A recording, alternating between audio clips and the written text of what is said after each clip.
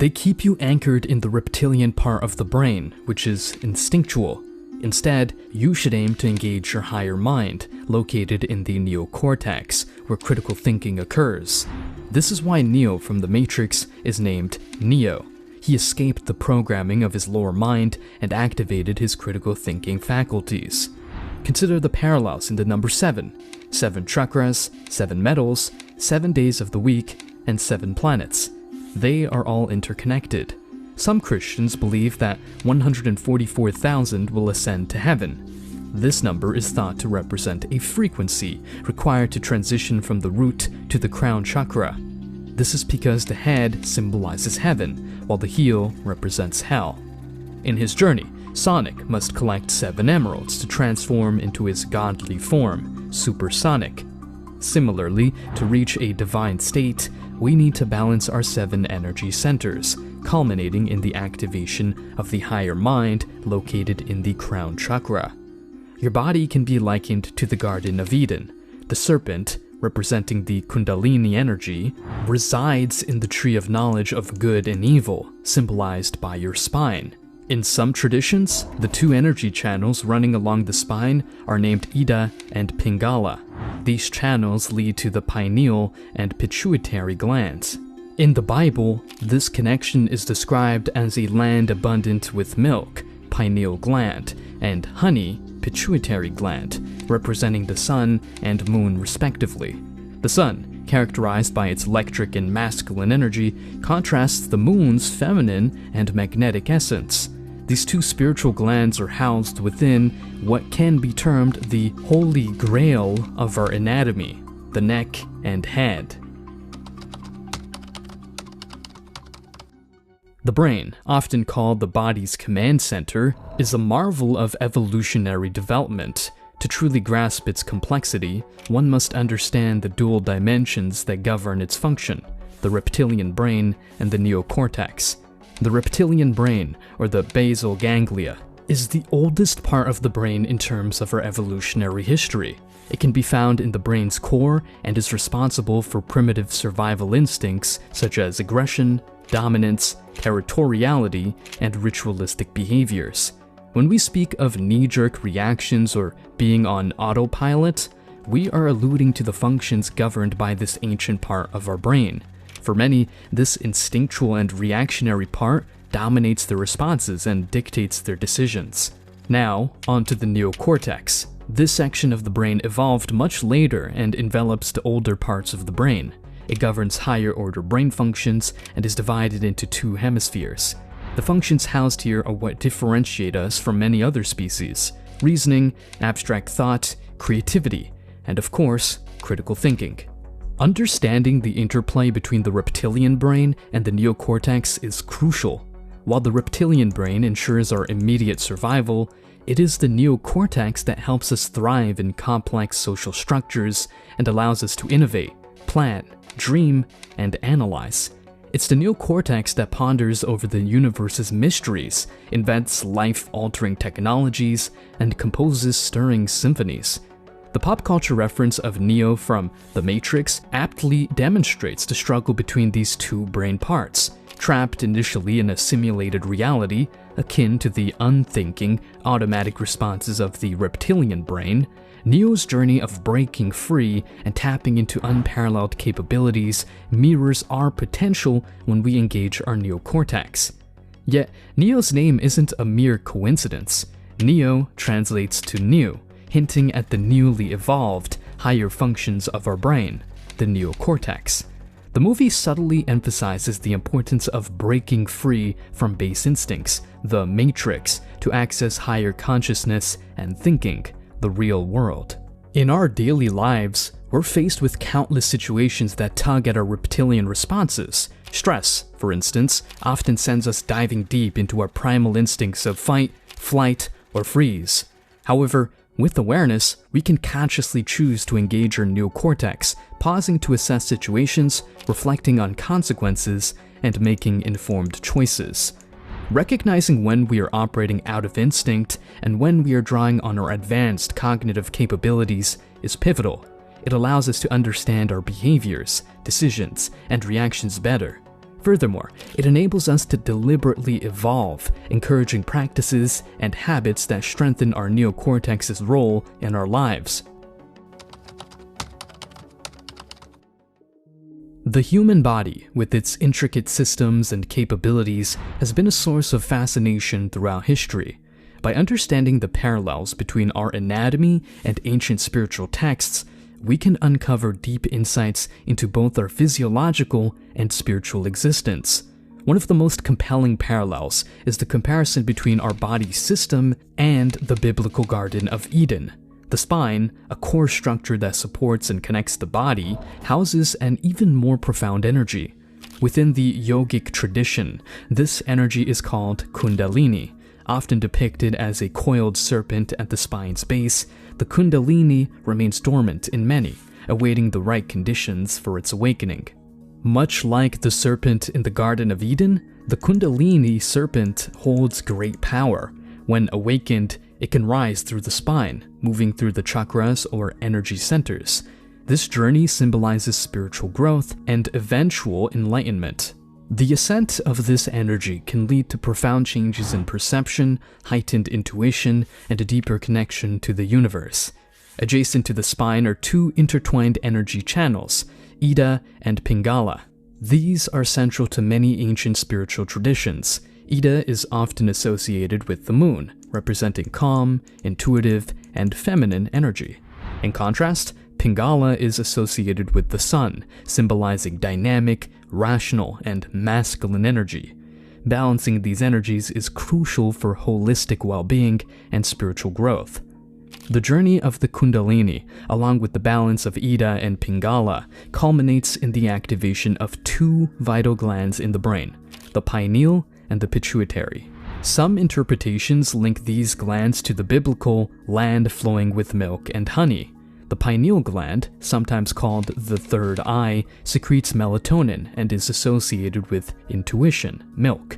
The pituitary gland, regulating various physiological processes, secretes several hormones essential for our well-being, honey. This duality, the pineal and pituitary glands, is also representative of our internal sun and moon. The pineal, with its electric or masculine energy, contrasts the pituitary, symbolizing the magnetic or feminine energy. Recognizing and harmonizing these dual forces can lead to a deeper understanding of oneself and the universe. By interpreting the human anatomy as a spiritual map, we can discover paths to healing, growth, and enlightenment. Understanding the roles and relationships between the Kundalini, Ida, and Pingala, and the pineal and pituitary glands can guide individuals in their spiritual journeys, offering practical insights for balancing and harnessing their innate energies.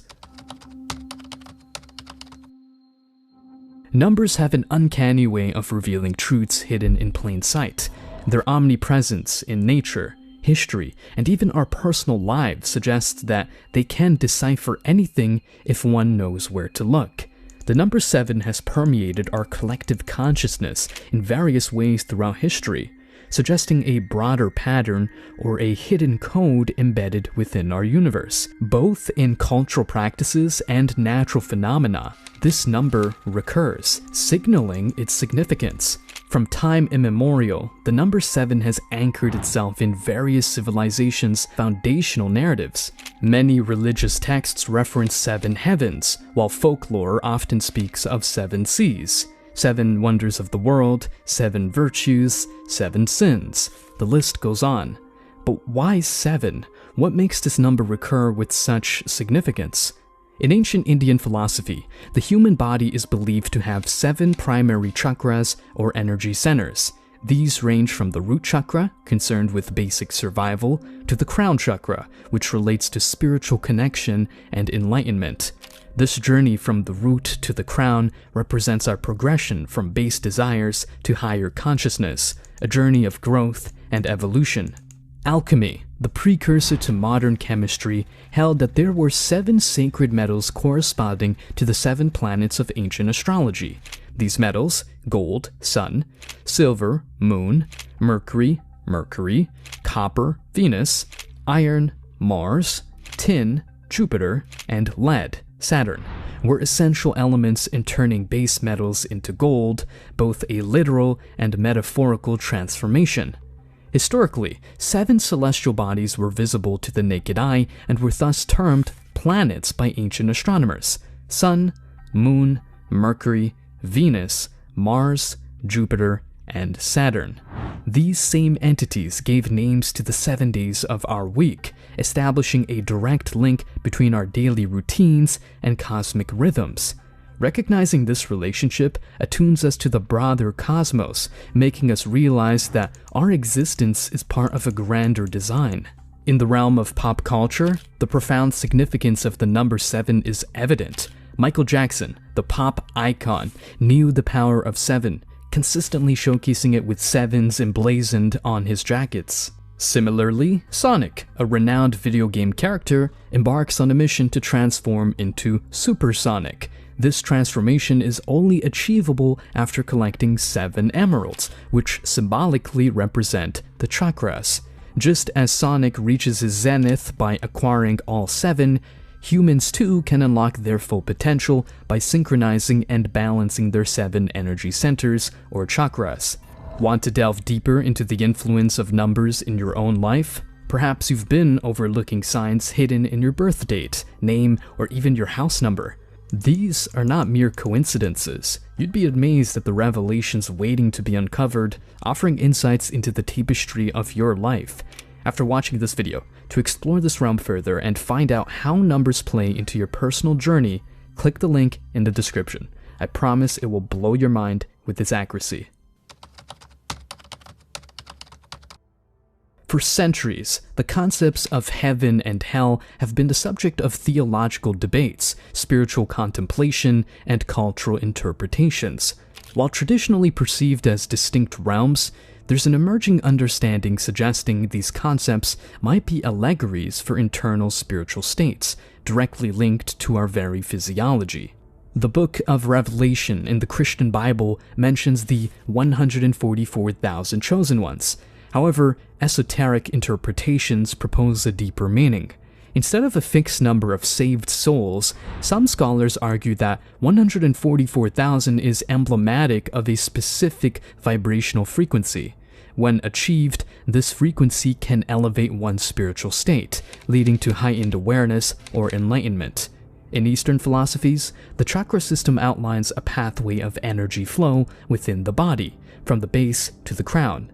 These 7 primary chakras, or energy centers, represent various physical and spiritual facets of our existence. The base chakra, located at the base of the spine, is tied to survival instincts and primal urges, while the crown chakra, situated at the top of the head, connects us to higher consciousness. Drawing parallels between this chakra system and the concepts of heaven and hell presents a compelling narrative. If we were to visualize our body as this spiritual ladder, the heel becomes symbolic of the starting point, our grounded reality, representing challenges and base desires, akin to the traditional depictions of hell. Conversely, the head, housing the brain and the seat of consciousness, signifies enlightenment, knowledge, and connection to the divine or one's personal heaven. The path from the heel to the head is not merely physical. It symbolizes our life journey, marked by trials, growth, and eventual understanding. Each step, or each chakra, represents a phase of learning and evolution. By acknowledging this internal roadmap, we can start aligning our actions and thoughts towards achieving this optimal state of balance and awareness. For many, heaven and hell are tangible, distinct places. However, viewing them as internal states or stages of our spiritual journey can provide a more immediate, personal framework for self-improvement. This isn't about refuting religious teachings, but expanding our understanding, recognizing that these teachings may offer multidimensional insights. The Holy Grail has long been portrayed in literature and art as a chalice or a dish with miraculous abilities.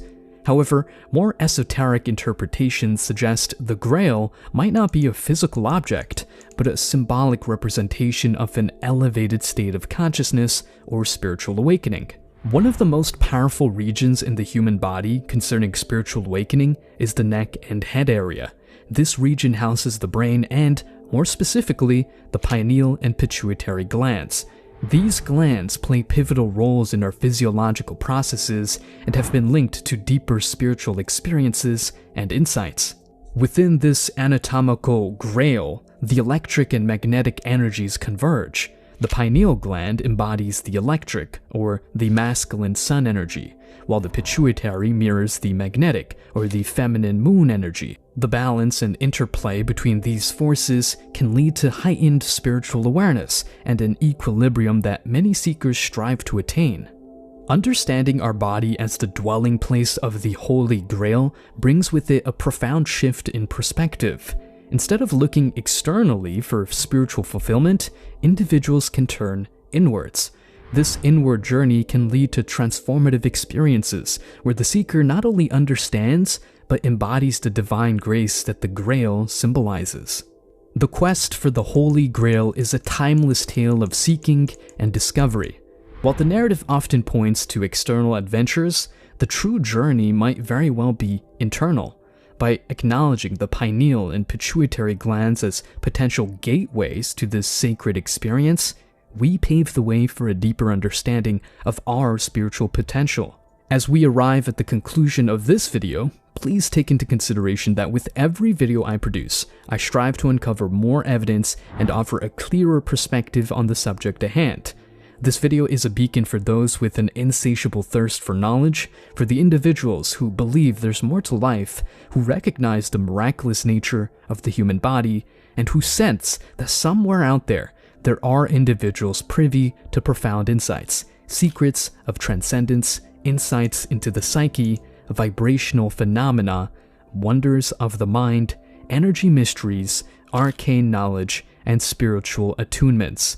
I encourage you to embark on your own research journey. While I hope this video quenches your thirst for knowledge, I assure you that with every video, I will continue to refine my understanding by delving deeper into research, readings, and more.